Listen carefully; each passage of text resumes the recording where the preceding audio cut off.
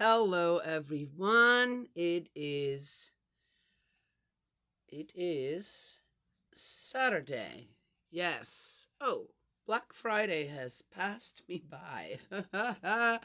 There's one thing about Black Friday, day after Thanksgiving here, where it doesn't affect you in the in the least. Yeah? Don't don't need it. Don't need that day when you have no money. And I have none. Zero. I think it was really cold the last couple days, but due to my hot flashes, I still dress really lightly. And I think I caught a little bit of a chill. I had the sniffles this morning. My eyes were a little crusted up. It was very interesting to wake up this morning to surely I'm not getting another cold. Oh, please, no. And I realized, nope, I got a chill. That's a little different. It'll last for a few hours and then, yeah. And I got to remember, okay, see, here I am like this again. It is, I don't know, 60 degrees in here, which is still fine, right? But here's my robe, which I just took off because I got hot again. Anyway, Gus, my dog, went back to the farm. And the reason for it is that I could tell that he got stressed. Um, the environment here is just too small for him. And I tried taking him for the walks, and they would be 5-10 minutes, and that would be better than nothing. And yet it just really taxes my legs. It's so difficult for me. And we tried to kind of, others took him. It's just not enough. He lasted for not quite a year. Uh, but I could tell he gained a lot of weight, though he was on a diet. I mean, it's like, ugh, and you can't just starve a big dog like that either. I mean, I can't. And he started to gnaw on his one of his legs so consistently that he started to have scabs. And I realized that as much as I want to keep him around me, that's where he is happiest as well. It wasn't enough. It's just not enough. A big dog like that, the environment, he is probably now a good 135 to 140 pounds. And a big dog like that constantly has to watch what he's doing in the house around the baby, which he did great. He really did. When you let him in, out in the yard, he would run around, this, and that, and the yard's not that big. It's fairly big, but not as big as 150 acres, but he can go and really run it out, this, and that. And he's only about 4 years old now, 4 or 5 years old, so he's in the prime of his life. And the one thing it was always so it became such a kind of sad thing. He would come in the house, he would immediately calm down, and then just go and find a spot away from everything to lay down, so that he wouldn't. You could tell he was concerned about the little one. He's just so big. And she's just all over the dog. She wants to be all over the dogs, and there was a little bit of a security issue. That you never know with a dog. I'm not saying, I'm just not one that says, "Oh, he would never this or that," and I think he would never. But am I going to take that chance with my youngest granddaughter? No problems with the older ones because they're older. They're a little taller, yes, but the little one. So he started that and talked to my brother-in-law and said he needs to come back. What do you feel? How do you feel about that? Now. Also, there's a person that was there that kind of initiated the. All right, I'm not going to get into that. Is not there anymore, which I was hoping for, and so there it is. My nose is just running, and where did I go with my handkerchief now? Ugh, my nose just doing what my nose is doing.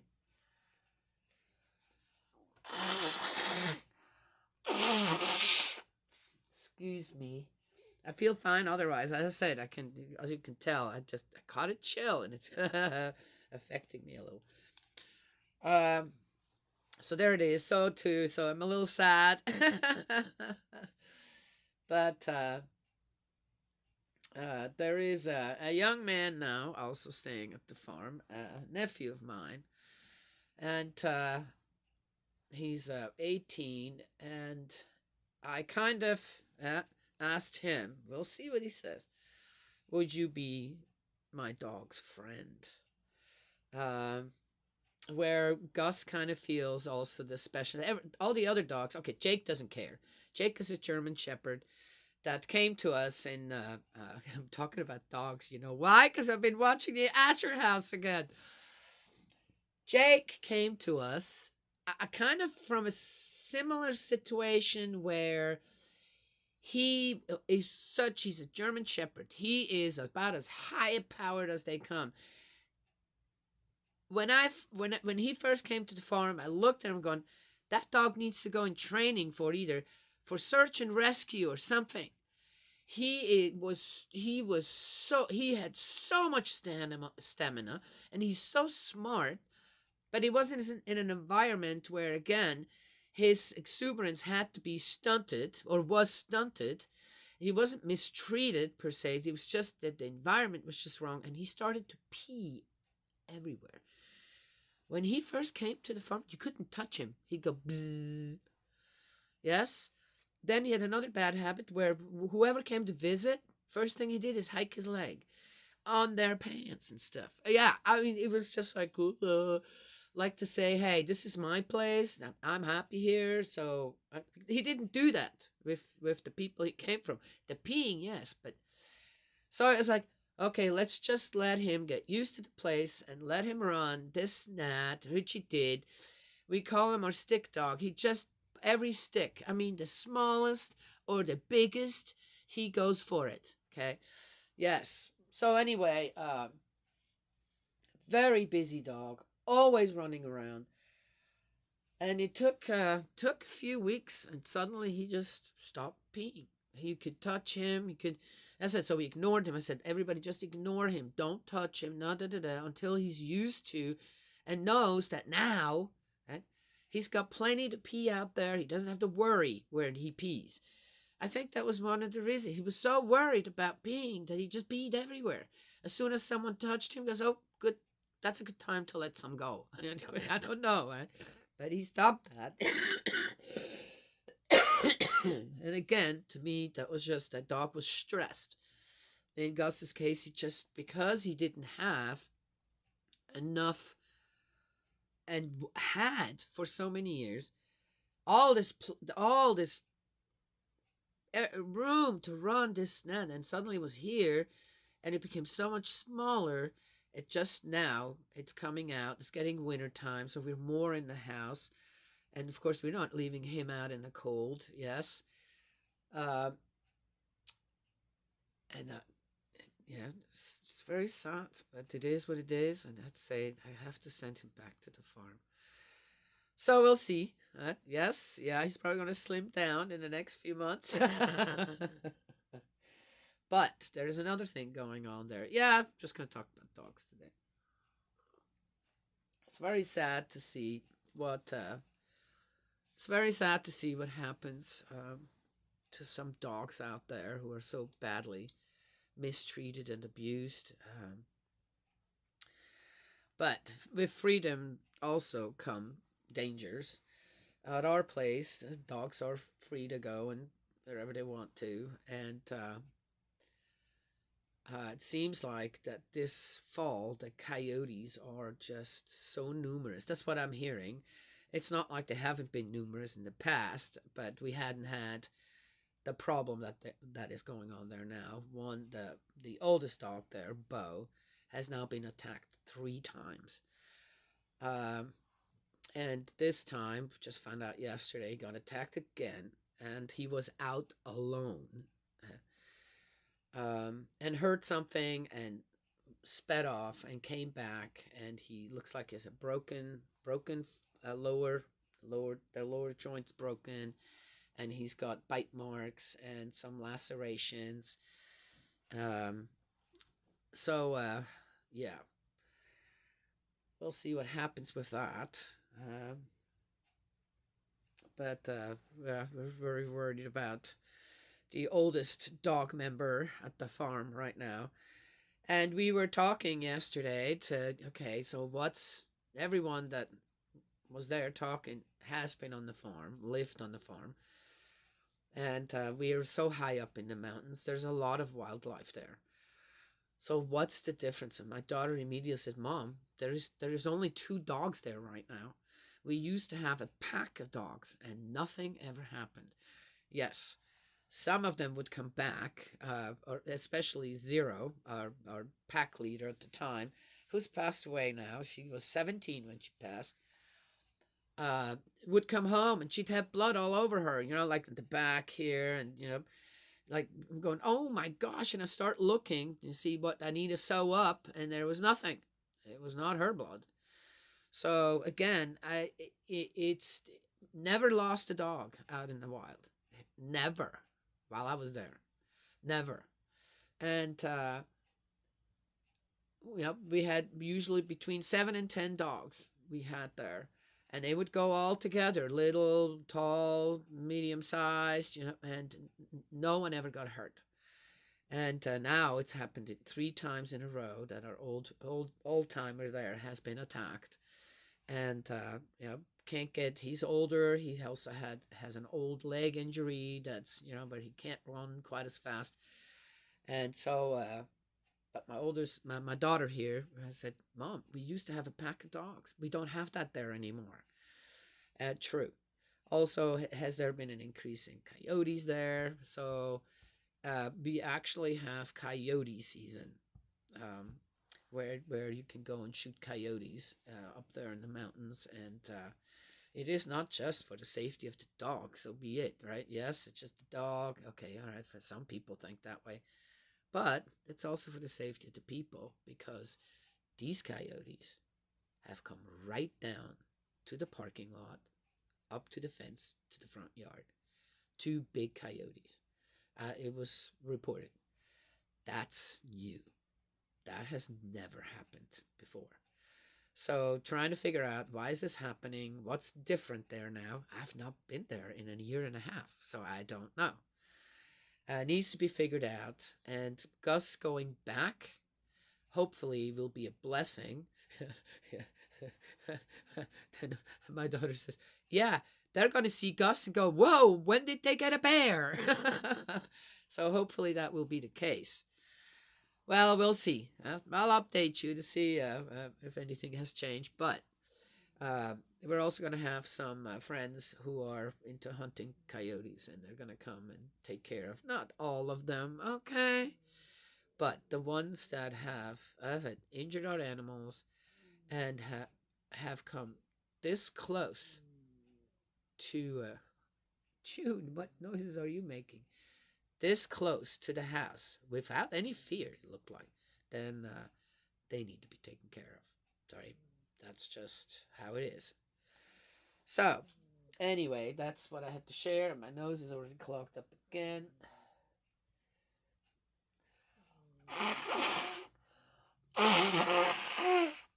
Yeah. Anyway, so let's get going here. So that's not from the Asher house. This is from the Wooten farm. Oh, there's one. Okay. And we'll see what else is happening. Is going to happen there. They had to put all the chickens up as well, which there aren't many left. Yes. Yeah. I do again to no doubt all that coyote activity. And our chickens like to roam too, just like the rest of them. The horses. So we heard about the horses. But was told that the horses aren't going for very long anywhere, and they stay mostly right around the farm there, and that kind of also is an indication that they don't feel quite safe as they used to out there. So I don't know. Would a coyote take a or even a pack take down a horse? I guess they could. Let's hope they won't. All right. Okay. All right. Let's get going here while my nose is relatively clear. We're in the book of Isaiah. So didn't spend a dime yesterday. Ha ha ha. Okay. And there we go. And today, the family is going to another Thanksgiving dinner in the mountains, and I'm going to stay and take care of the animals. And I'm going to have a nice time. I think I'm going to make some more stars, this and that. I'm into making Christmas tree ornaments, Christmas ornaments kind of stuff. Yes, yes, yes. Love it. A hymn of Thanksgiving 25. Oh.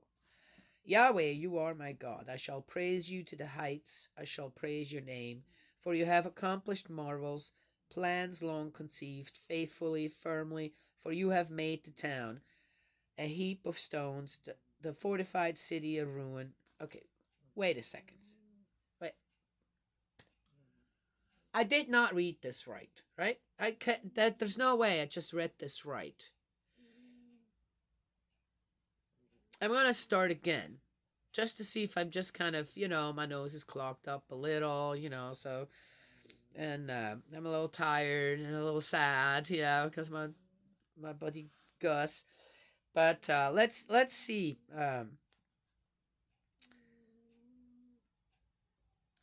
if I just read this right. It is a hymn of thanksgiving. This is a hymn of giving thanks. Let's see, what are they actually giving thanks here to? Yahweh, you are my God. I shall praise you to the heights. I shall praise your name. For you have accomplished marvels, plans long conceived, faithfully, firmly. For you have made the town a heap of stones, the fortified city a ruin. The foreigner's citadel is a city no longer. It will never be rebuilt. Hence, mighty people will honor you. The city of pitiless nations hold you in awe. For you have been a refuge for the weak, a refuge for the needy in distress, a shelter from the storm, shade from the heat. For the breath of the pitiless is like a winter storm, like heat in a dry land. You calm the foreigner's tumult as heat under the shadow of a cloud, so the song of the pitiless dies away.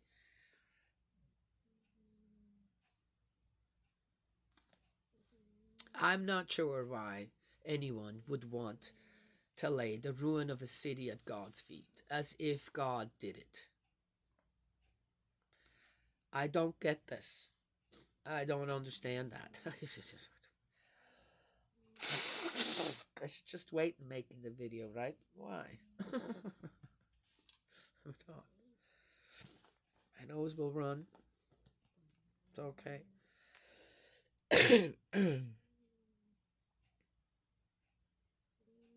I thought these were supposed to be prophecies. This is a hymn of thanksgiving. Then we had over here song about the ruined city. Okay, you know what?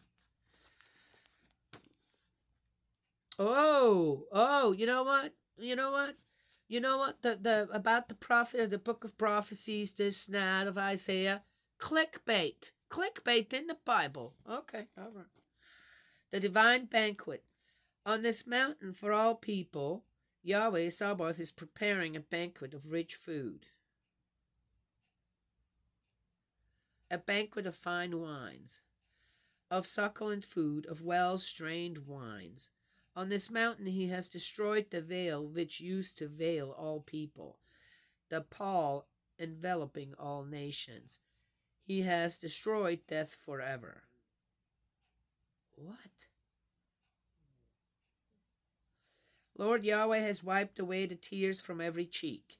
He has taken his people's shame away everywhere on earth, for Yahweh has spoken.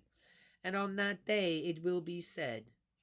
Okay, so is it for Yahweh has spoken? So is this what Isaiah says that God had said now coming? Let's see. And on that day it will be said, Look, this is our God. In him we put our hope, that he should save us. This is Yahweh. We put our hope in him. Let us exalt and rejoice, since he has saved us. For Yahweh's hand will rest on this mountain, and Moab will be trodden under his feet, as straw is trodden into the dung heap.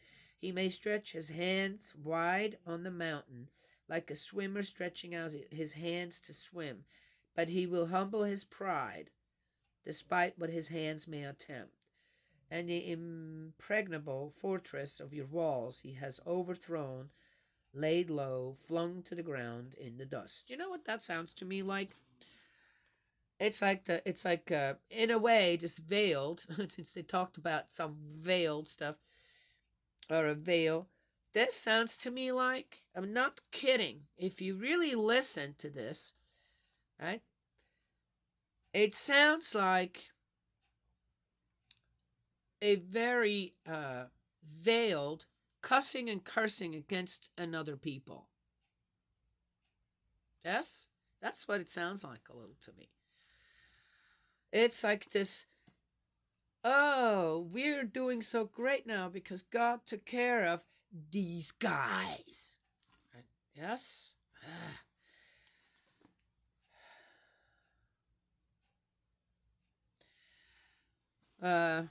That's the end of this one. I just read a really nice. They're giving updates about our Mother of Peace, True Mother, Holy Mother Han. They're giving updates on how she's doing this and that almost every day, every other day or something. And the one thing she keeps stressing is, do not interfere. Do not start having your own ideas. Do not interfere in the investigations, this or that. Right? And don't try to disprove the allegations or whatever. It will be done. The truth will be revealed. That's how sure our true mother is that this will go according to God's plan. And we do not need, under any circumstance, become violent, hateful, start accusing others as we are accused. We are not doing that. We should not be doing that. For everyone to just pray for peace around the world, yes, and show the world that we are a peaceful movement. We're not aggressive. We don't hurt others, yes, in that sense. And that we are truthful about things. That honesty will prevail. I love the message. I want to be out there and go, how could you guys do all this? Where's the proof? This, that. I want to do that. Yet True Mother says, just be patient. Yes? Keep teaching. She says, keep teaching. Interestingly enough, there's a momentum going for that. Yes? And so to go back to what we just read, in this case, someone wants to stunt a big, not just ours, several big organizations that believe in the one God, that are teaching about the one God, okay? I hope in the appropriate way, because, right, yes, how many times have I said, why are we using religion for our own gains? That's not right. Or to put someone else down who may believe differently, but may be a good person as well. Okay? Yes? Interestingly enough, if we stay focused on why we're actually doing what we're doing, believing what we're doing, regardless, it's kind of counteracting the, yes, attacks we're under as Christians. For example, yes?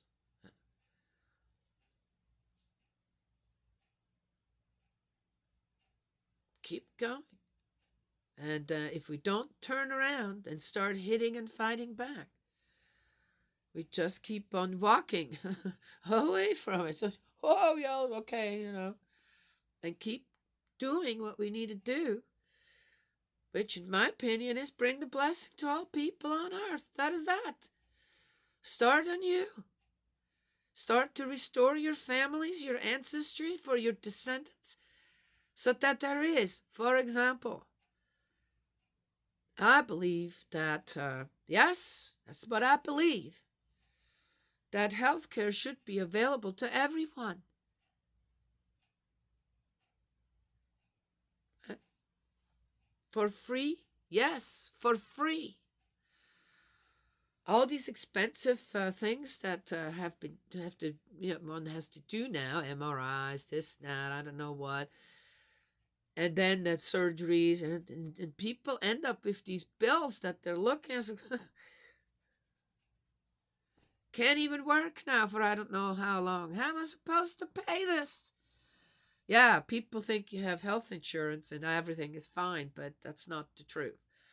You have health insurance, you still end up with thousands and thousands of dollars, $10,000s of dollars, yeah, some hundreds of thousands of dollars that you have to pay yourself.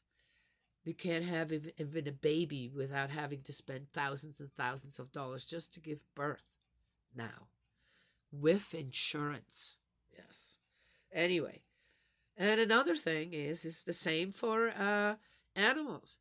Yeah, sadly, even though one of our dogs is hurt right now, it was during the weekend, the owner of the dog couldn't afford to bring it to the vet, didn't have the money to pay for it, because without even the dog having been seen, this or that, done anything to it, an emergency call just to go there to the office and bring it is $200. That may be nothing for some, but you know what? For some other people, that's a lot of money. So anyway, because he wasn't really profusely bleeding or this or that, the owner decided, well, I'm going to wait till Monday, where then I can afford it. All right.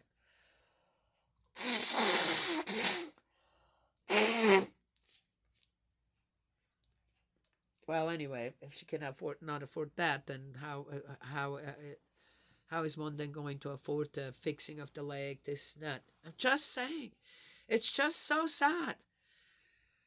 I know. But that's what I see for everyone all around in the future, that healthcare for animals and humans, yeah, is going to be available for free. Yes. Well, yeah, well, put it into I get the taxes thing, okay? Not the property tax. I don't get that one at all. But otherwise, and you contribute that way, and yeah, wouldn't that be something if everybody's salary were to be exactly the same? Okay,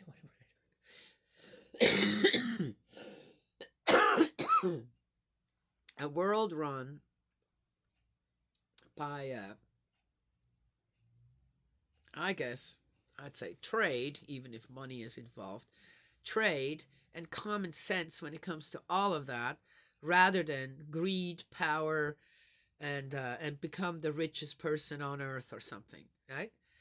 Yeah, in my opinion, so much money is spent on things. I have to say, did we really need all that? Do we need all that? Do we need to put pour money into all these things? Is there a particular reason for that? I would just say. So, yeah, I believe that for everyone to receive the blessing, the second coming, and start anew to build families that where you don't have to watch videos, which I watched one where the government has to say, abortions, killing unborn babies is wrong and it's morally wrong. The government has to tell us that. I'm going, yeah, absolutely agree. But the thing is, that's just a side effect of something greater. And the greater thing is, people, so many things would fall away if men and women, and I'm not going to go that is not my business, but men and women in the realm of love, let's call it that, people would become more true and honest to each other. You get to choose one person your entire life. I wonder if people would be really so wasteful with their emotions and care so little to hurt other people's hearts over and over again with their behavior. immoral behavior. Is there more education needed out there on how a baby is created? Is it really so difficult to not put yourself in a situation where you get pregnant and you don't want the baby? What situations are those? Of a happy husband and wife? No, is it?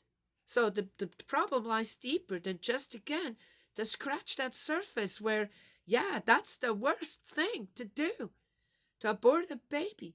But why is that all that one talks about? Do you know people don't get STDs who marry one person who also doesn't have a STD? And they live together for the rest of their lives, and they're the only partners to each other when it comes to conjugal love. Oh, yeah, the blood transfusion. Okay, yes, yeah, all right, all right. Are there a few exceptions? But there aren't a few exceptions out there when it comes to the whole picture, not just blood transfusions, which by now they've fixed that, right? That was an issue for a little while. Boy, did that get fixed really quickly. Oh, all right, just saying. Yes, yeah. So that's what I believe in. True Mother does too.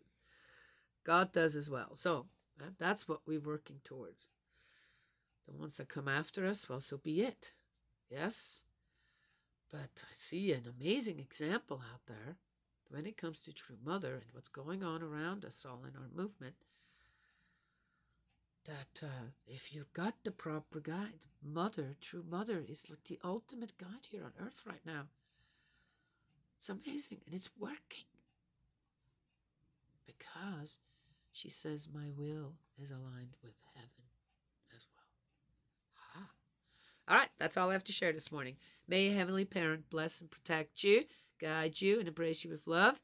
Aldrich, my dearest brother in faith, I heard, my gosh, you're really going through it. Drink plenty of water, will you, please?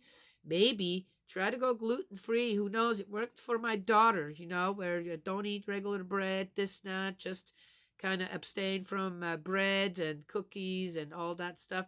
Maybe your headache will get a little better due to the fact that you've been under so much medications that may have changed something in your system for that. And I got to go because I love you. Let's keep praying. And I will talk to you another time.